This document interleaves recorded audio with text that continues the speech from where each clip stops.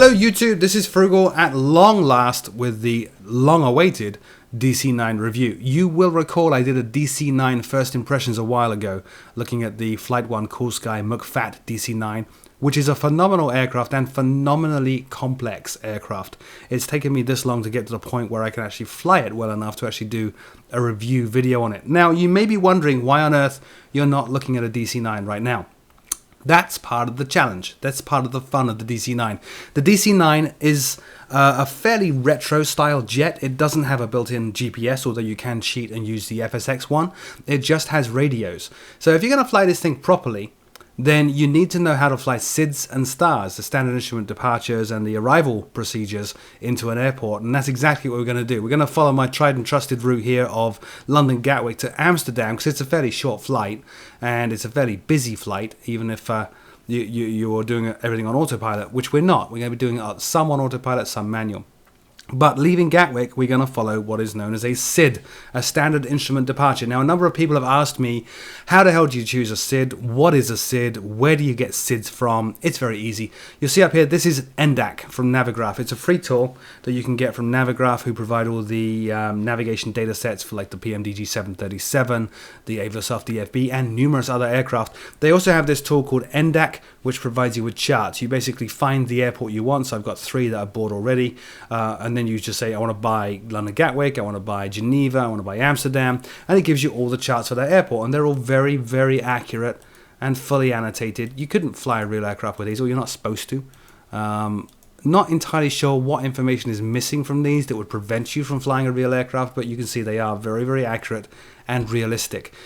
So, on to the first question, how the hell do you choose a SID? Well, that's usually based on the runway conditions, weather conditions, and a little bit of coordination with air traffic control. The first waypoint on a route normally is the end of a SID, and the first waypoint into an arrival airport is usually the first waypoint on a star, but we'll get onto that later on.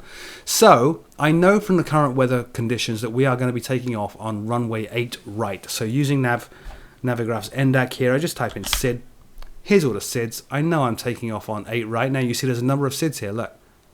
There's SID runway 8 right, north and east. What is this one? Let me see if I can move this window a little bit bigger here. Engine failure SID. So if we have an engine failure, we actually change the procedure that we're using. And so on and so on and so on. We are going to the north and east. If London Gatwick is here, Amsterdam is actually here, so we're going north and east. So 8 right, north, east. This is the Cid chart that we're going to use. Each Cid has a name and a number.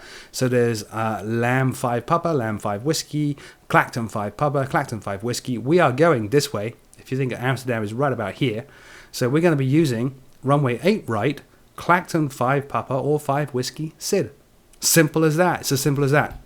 Now, I want to talk you through this. Because we don't have a GPS, we have to follow this thing precisely using radios. So I'm going to explain how that's all going to work when we get into the cockpit in just a few minutes' time. First, you have to look down here.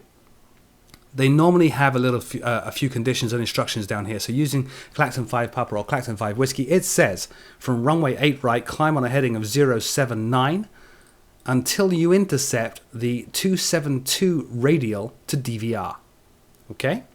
And then follow that to Tunby, and then at 31 miles from DVR, turn left, heading up to Det, Dagger, Clacton. Now, some of these are waypoints, like Dagger and Tunby are waypoints. Some of them are VORs. I'm saying the right thing, aren't I? Yeah, they are VORs. So Det, CLN are VORs. They're radio transmitters, basically, which broadcast a signal through 360 degrees, and aircraft can pick up which radial, which element or which part of the 360 degrees you're on. So if we're flying on the 272 radial, we are flying on the radial that's being emitted from a VOR over here that says 272 degrees or 092 degrees, which is the reciprocal. So we're going to take off on 079. We're going to climb. We're going to have our radio already tuned to DVR, which is 114.95. Simple.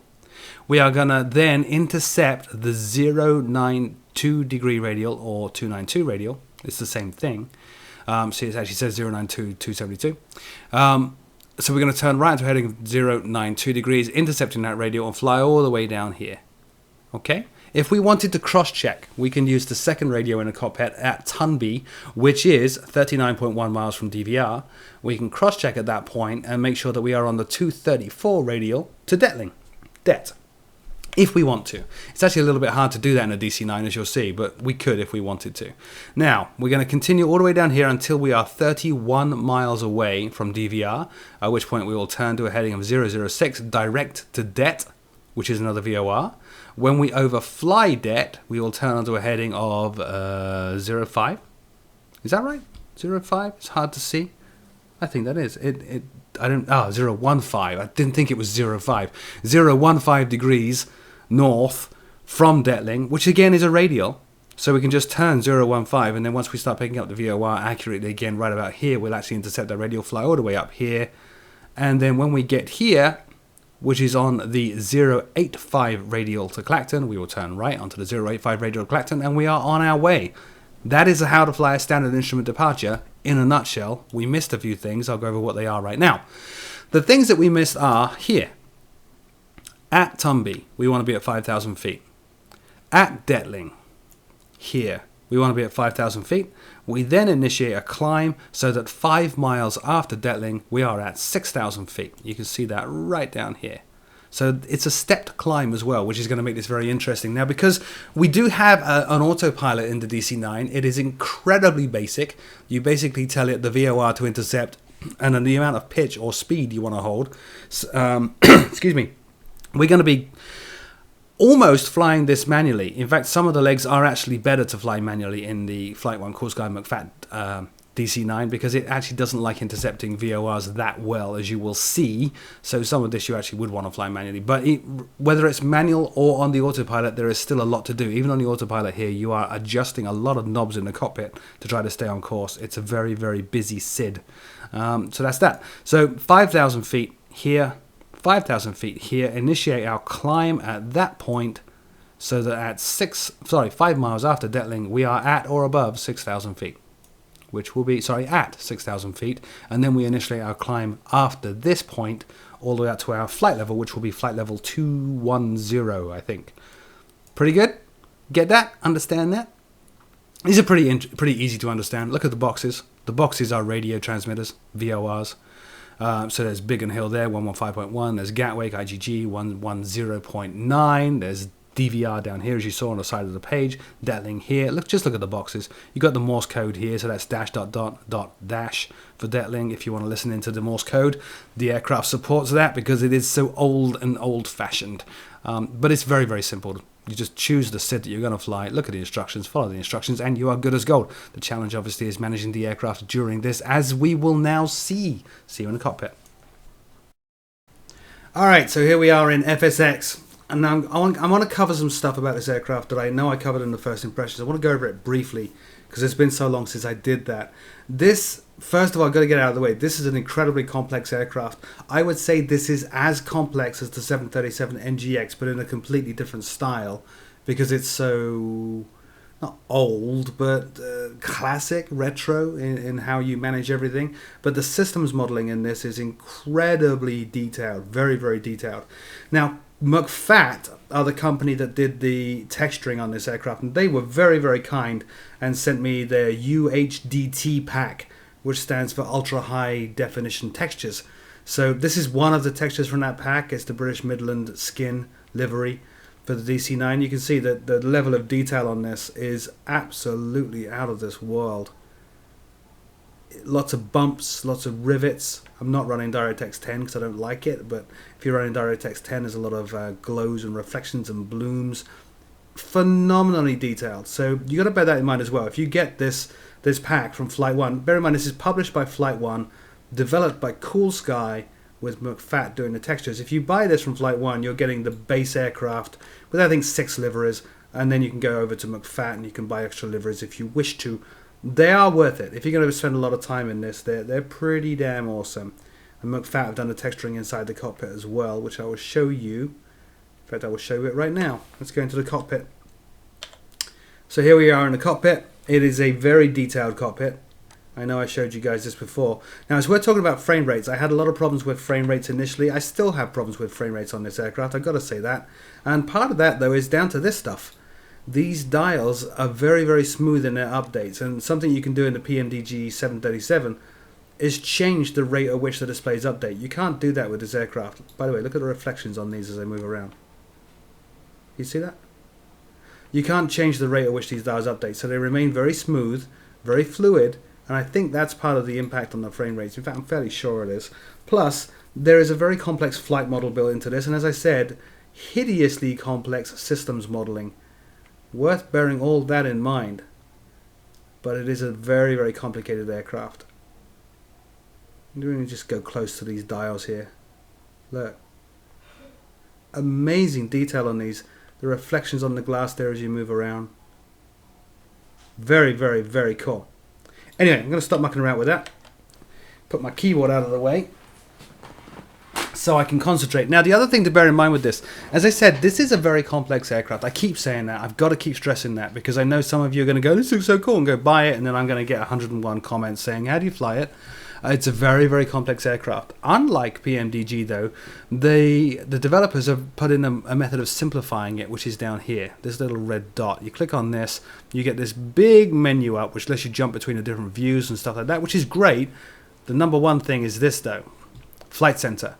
If you're getting used to this aircraft, you can click on Training right here, and you can choose what you want to do. So you can go do training on the checklist. You can actually run the checklist. You have a co-pilot who will check off stuff and read stuff to you. It's not like the FS to crew co-pilot, but there is a co-pilot here.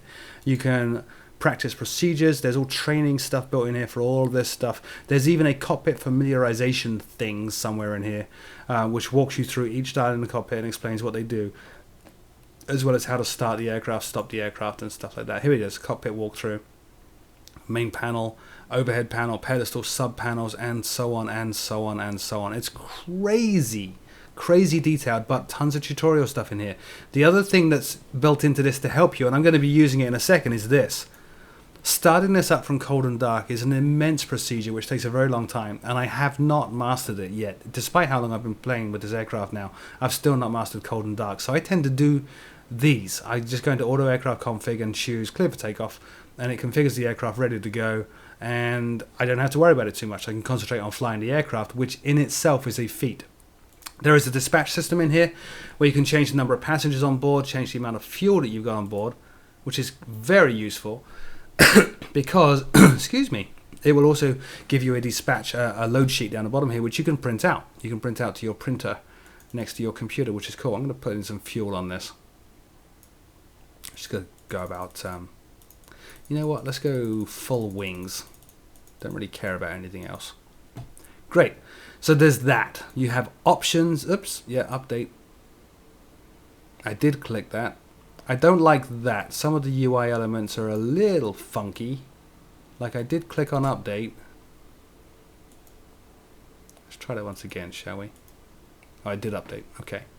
Lots of options in here. So you can enable, disable dynamic shadows, APU delays. The APU takes a while to power up. You can get rid of that and make it power up instantly. Your monitor format, which is useful for this Flight Center thing. You need to select the right monitor format to have this done. Remove the glass reflections from the VC. Let me try that. That actually might improve the frame rate. I'm currently looking at 22 frames recording. Nothing. Yeah, it didn't really affect it at all. Ignore that. Hotspots it can show you and stuff. A full failure system, which is amazing. The amount of detail you can put into this failure system is beyond belief. Way better than anything from PMDG. Ground ops, connect the ground power unit, fans, and so on and so on. NavSim, which we will cover later on, and schematics. This is very cool for learning the aircraft as well. You can see what each switch does. As you change these switches, they're live switches. You'll see where power is flowing to, where hydraulic fluid is flowing to, where fuel is flowing to, and so on. So that's just a brief overview of this aircraft. I know I covered it briefly in the first impressions video. I just wanted to refresh people on it. It is a very daunting aircraft to get to grips with. It has a massive manual, which I actually printed out. It cost me $100 to print it out. Massive manual, lots to learn, but there's a lot of stuff actually built in here, and it's very well done to help you get to grips with the aircraft as quickly as possible. We're not going to mess around too much with all the technicalities of this switch does this and that switch does that in this. I really want to focus on flying it and managing this aircraft in flight, because that's very, very tricky. The reason it's tricky is there is no GPS. You can bring up the FSX GPS if you wish to cheat and follow a flight plan that way. What's the fun in cheating? It's more fun with an aircraft like this to do it the right way, and it becomes complicated because of this. There's my navigation radio. There's navigation radio 2, nav 2, and there is my ADF. So for looking at NDBs and stuff like that. And I just noticed stuff twitching that I didn't really want to twitch. Hang about. I sometimes have issues with controls that shouldn't be working. Let me just check this. Okay, we're good. I'm sorry. Yeah, here's the ADF. Let me get down here and look at the ADF for you.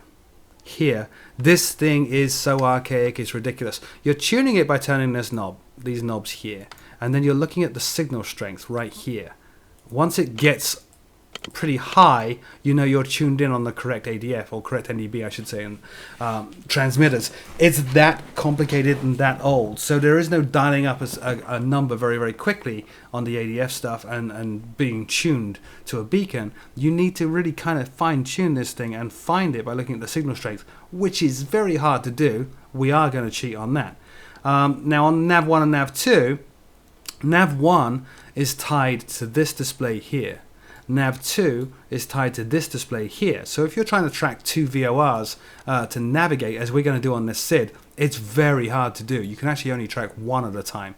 Now there is a switch on the pilot side which has a cover on it here, which lets you switch them over. So this would now show VOR 2 or nav 2 as opposed to nav 1. It's got a cover on it, and normally when aircraft switches have covers on it, means leave me the hell alone. So we're not going to cheat, and we're not going to do that. We're going to focus all on nav 1. And the other thing we're going to look at is this. This is the autopilot right here. Let me zip on down. I actually have a hotkey for that, but I forgot what it was. This is the autopilot. It's crazy.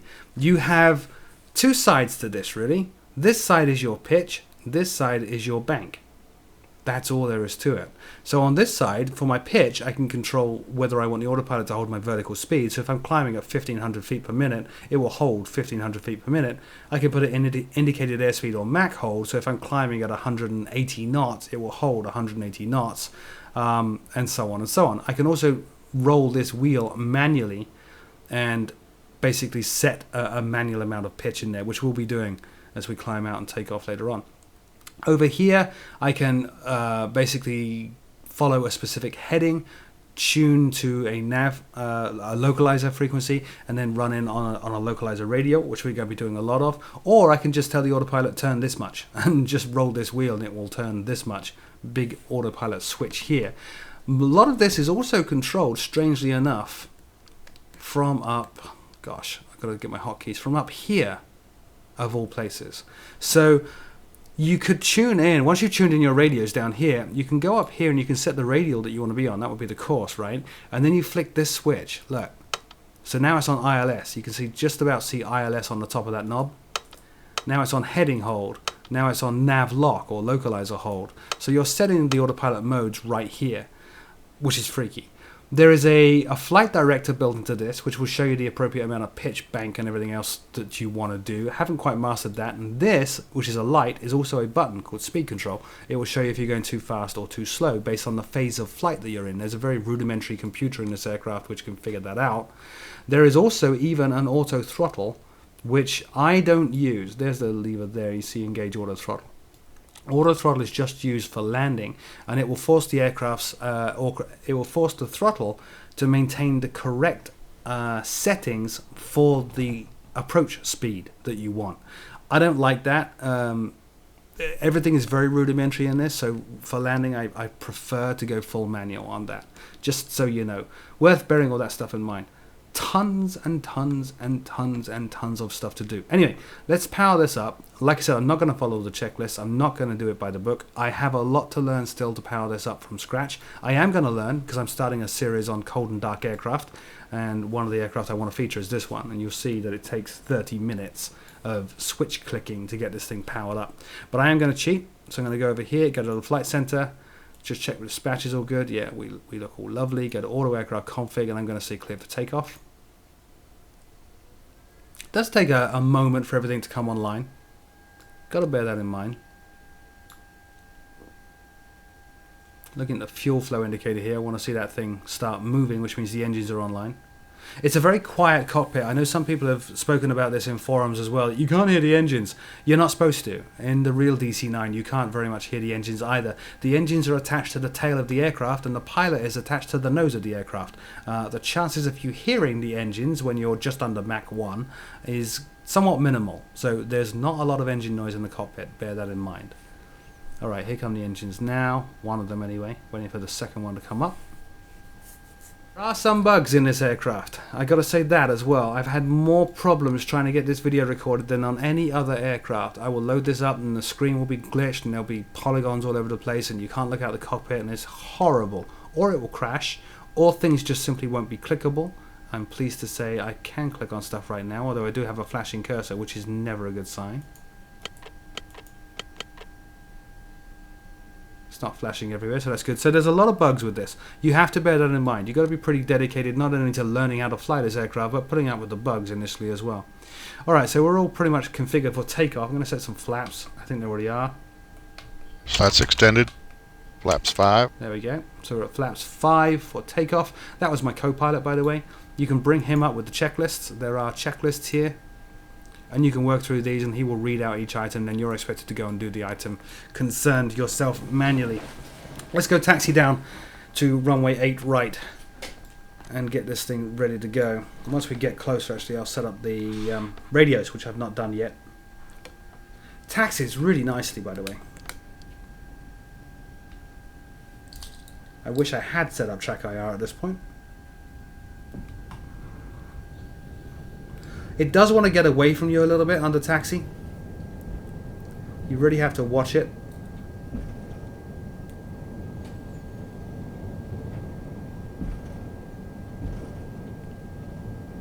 Now the sound that you can hear, the rumble of the tires over the seams in the apron here, that's all coming from AccuFeel.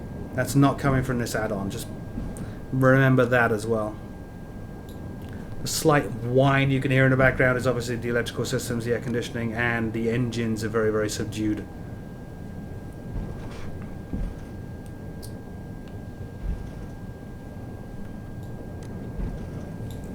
Now I'll kind of give the whole story away while we're taxiing, because it's quite a long taxi. Do I like this aircraft? Yes. Despite all the bugs, despite all the issues, and how much hassle it is to get the thing running in the first place. On my system at least, maybe it's not everybody's system. Yes, this is, I really do believe, every bit as complex as the 737 NGX, but in a very, very different way. Let me turn the sound down a touch here. Where in the NGX you're learning all about computers and systems and procedures and how they tie into the FMC and all this kind of stuff. Of course you can fly that aircraft manually, I'm not putting that down. And it does have a wonderful flight model, but the bulk of the focus there is electronic systems. The bulk of the focus here is navigation, managing radios, managing some very rudimentary systems to achieve your goals of getting from point A to point B correctly. And that's really where the challenge comes in. That's actually why I wanted to do this video this way and follow a full Cid, and when we land in part 2, a full star. It's fun. It's a lot of fun. It's incredibly nerdy and very, very hard and tricky to do, and very hard and tricky to get right. I mean, to get it like smooth is so hard, but it's so satisfying when you get it, and that's where the satisfaction of this aircraft comes in. It's flying a jet tube liner pretty much with World War II style navigation aids, or a little bit after World War II, but you get the idea. Very rudimentary, very basic, very old school. So if you're like I used to be and more of an old school pilot, not really interested in jets, this actually could be a very good first jet, because it's got all the complexity of a jet. If you're familiar with the 737 NGX, some of that knowledge is going to transfer over to this. But it's a good introduction to flying a tube liner, and a lot of the skills that you have flying those rotary engined manual type aircraft is going to translate to this as well, particularly navigation. Let's see if we can turn. Nose wheel is a little bit behind the pilots, so you need to turn a little bit late. Not quite MD-11 late, but a little late.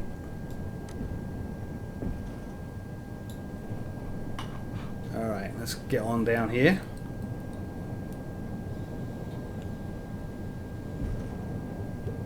Now obviously for this review flight I'm not using ATC, I'm not using other traffic, I'm not using dynamic weather.